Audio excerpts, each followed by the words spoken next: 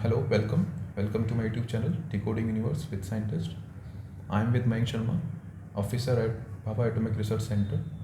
So, Mayank, can you give a brief introduction about yourself? Yeah, so myself Mayank Sharma, I'm currently working in BRC. I've done my BSc MSc from Punjab University, and then previously was working in IISER Pune and then IFAS place. Yeah, so yeah, that's pretty much it. So, Mayank, you have worked at IFS. So, how was your experience in working at IFS? It was pretty good experience, and then I was working there. I was teaching there. I came on YouTube and started teaching there, and then taught many students for CSR and GRF and then all. So yeah, it was pretty nice experience there. But you said you don't like teaching.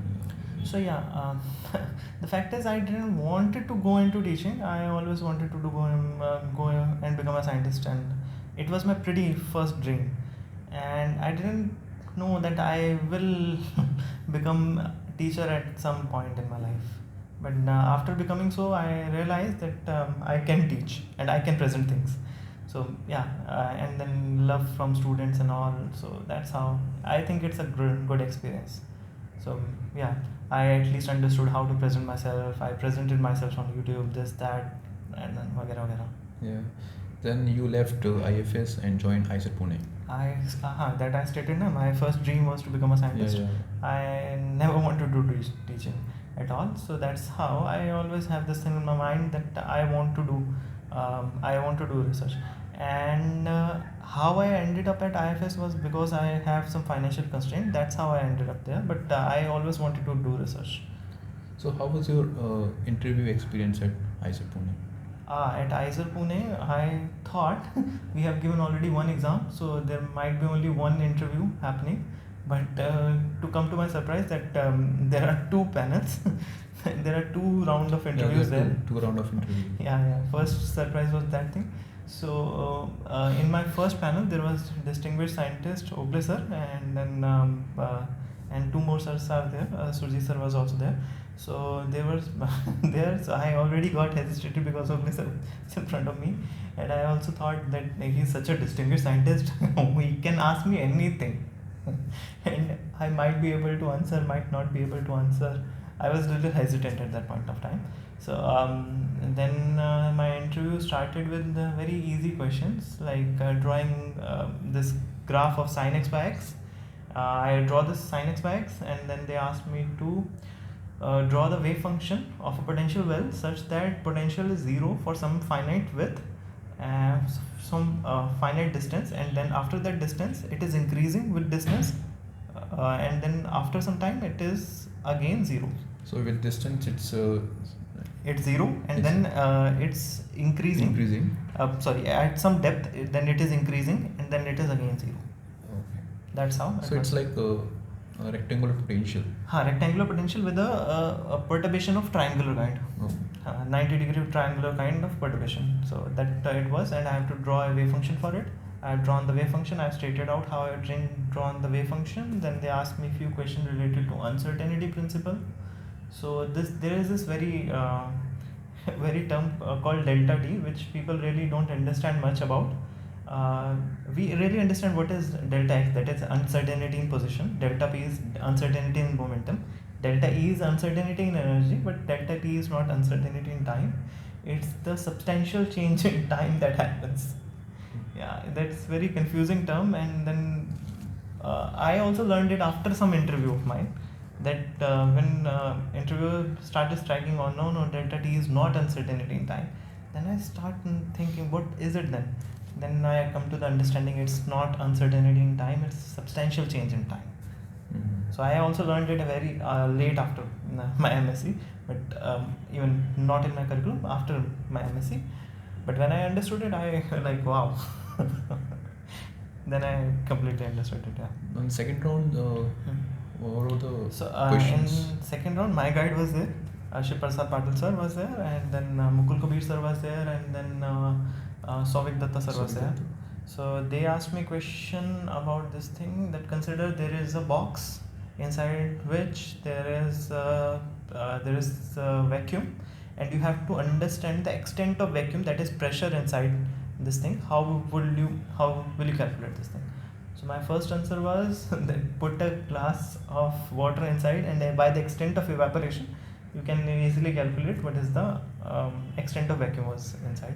And he said that it's a destructive method, you cannot do so. And then afterward, I stated, then let's attach diaphragm on one side, and by the extent of deformity, we can calculate what is the vacuum inside.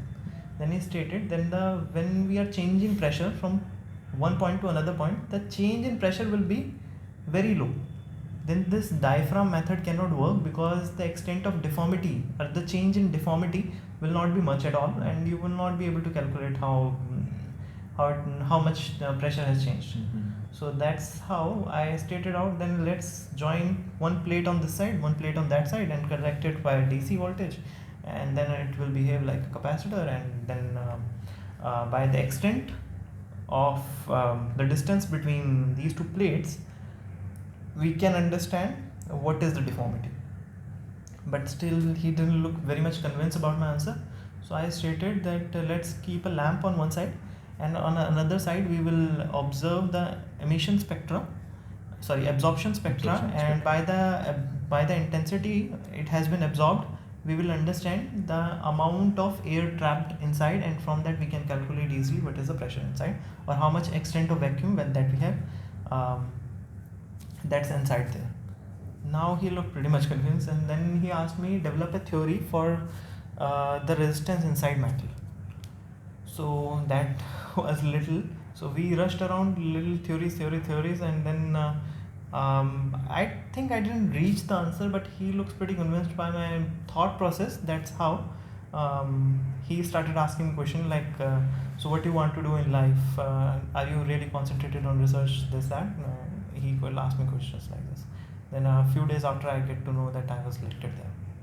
So yeah, that was pretty much. So you were selected as a PhD student at IISER Pune. So what was your research work there? So there I was doing in soft matter physics or biophysics.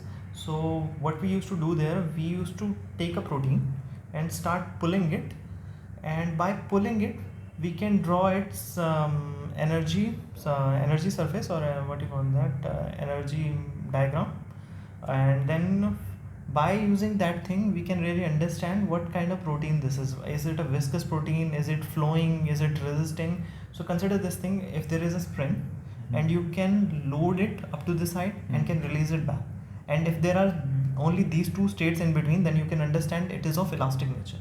But what happens if there are so many states in between? So it is going from this state to this state and coming back from this state to this state.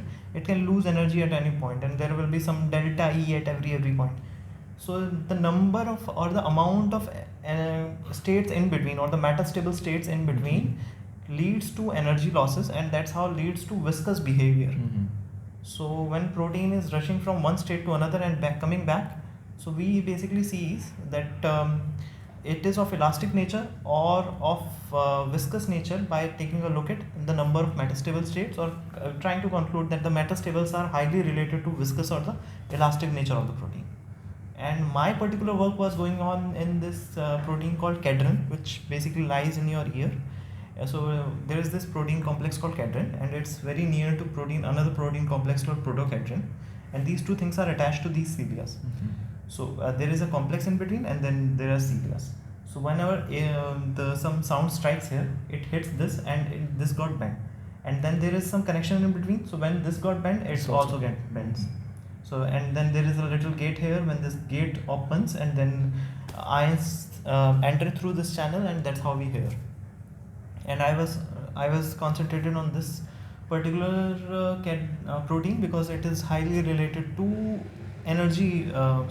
this hearing loss problem. Early age related hearing loss problem is related to this particular protein. That's how I was Your research concentrated on this protein. Okay. And my research was going on this thing. Then 1.5 years later, I am here now. Yeah. So then after you gave So BRC officer exam. So for selection in BRC officer as an officer at BRC, there is a one written exam. So can you discuss about the exam? This is 1 hour exam of 50 questions, and there were very easy questions actually. There was this Hamiltonian Lagrangian based questions, there was this op-amp formula based question, and then there was some questions from classical mechanics, Newtonian mechanics related questions kind of thing. So that was pretty So much structure is mostly memory based questions are there. No, you have to solve, but majorly it was You must so. be remember the formulas. If you remember those formulas, you are able to solve. Otherwise, you can't. Yeah.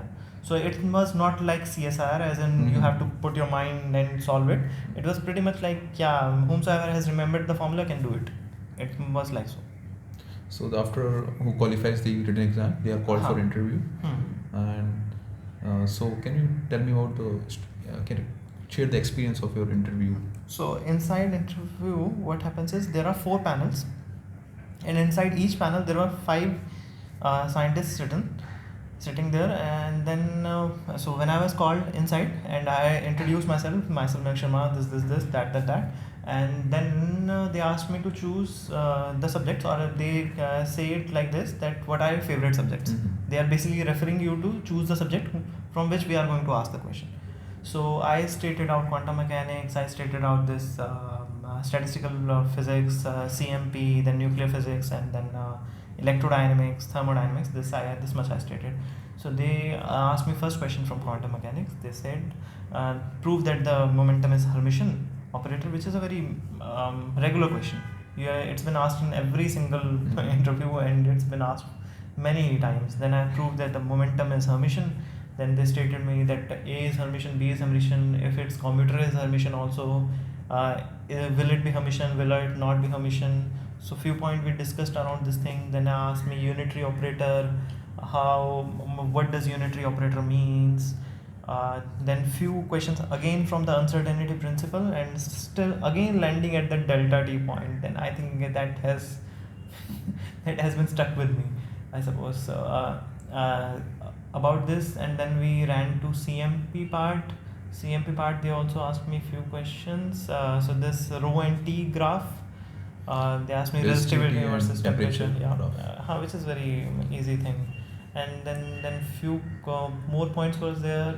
So they in between also one person asked me that you have to make a thermometer, and then if the rho versus T is not linear at all, will you make the if the length is not increasing linearly with temperature, will you make a thermometer out of it or not? I said no, because it can indicate 2 different temperature at same length, right? That's how. And then if there is not a linear relationship, should not be done anything about this thing at all. There was this one question also, and there were few questions from the nuclear physics, where they asked me how can you differentiate between 2 beams of alpha particles. I said by electromagnetic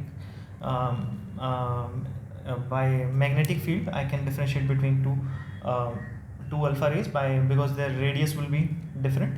And then they asked me the probability of alpha getting emitted at different energies. So there is this one particle of 8 MeV, one particle of 6 MeV. What are the chances 8 MeV will be emitted, and what are the chances that the 6 MeV will be emitted? So they asked me, there is this relation e raised to power minus 2k alpha something. I'm not able to recall the relation, but it's something like this, and that's how. So this was the question, and then there was pretty much standard questions all around. So yeah, this was pretty much it. So they asked me very standard questions, and there are also very standard questions there was there. Okay. So now at last, we're coming to the last of the interview. So what are your hobbies? I like to read books, and I was reading many books back then. I got stuck at Murakami because it's like it struggle with your mind, and then when you read something like this or that, then you feel like you should be reading or you should not be reading. So as of now, I'm in a phase where I don't read much. I will start back reading again, maybe after some time, but as of now I'm not reading. I used to read a lot, and then Murakami happened to me. So yeah. Okay, yeah. Thanks, Mayank, for being part of this interview series. So thank you guys for watching Mayank's interview.